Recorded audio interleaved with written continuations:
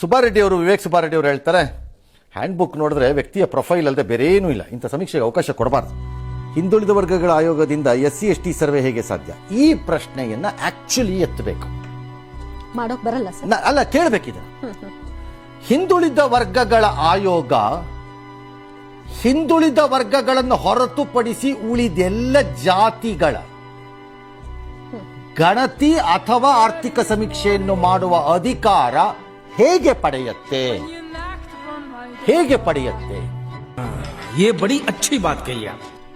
ಯಾವ ಬೇರೆ ಜಾತಿಯವರು ಅವ್ರಿಗೆ ಪವರ್ ಆಫ್ ಅಟಾರ್ನಿ ಕೊಟ್ಟಿಲ್ವಲ್ಲ? Okay.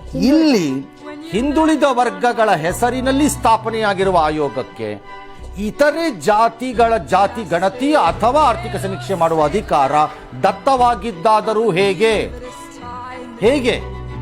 क्या बात है सर, क्या बात है सर, क्या बात, ये बात है.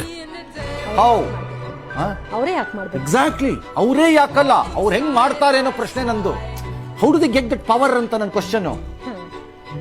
ಅವ್ರಿಗೆ ಎಲ್ಲಿಂದ ಬಂತು ಅಧಿಕಾರ ಅಂತ? ಸಂವಿಧಾನದಿಂದ ಅಂತಾರೆ, ಇದು ಅಂತಾರೆ. ಹೆಂಗ್ ಸೇರಿಸಿದ್ರಿ? ನಾನೇನು ಪವರ್ ಆಫ್ ಅಟಾರ್ನಿ ಕೊಟ್ಟಿದ್ನಾ ಅಂತ ಗೌಡ್ರೋ, ಲಿಂಗಾಯತರೋ, ಬ್ರಾಹ್ಮಣರೋ, ಕುರುಬರೋ ಕೇಳಬೇಕು. ಹೌದು.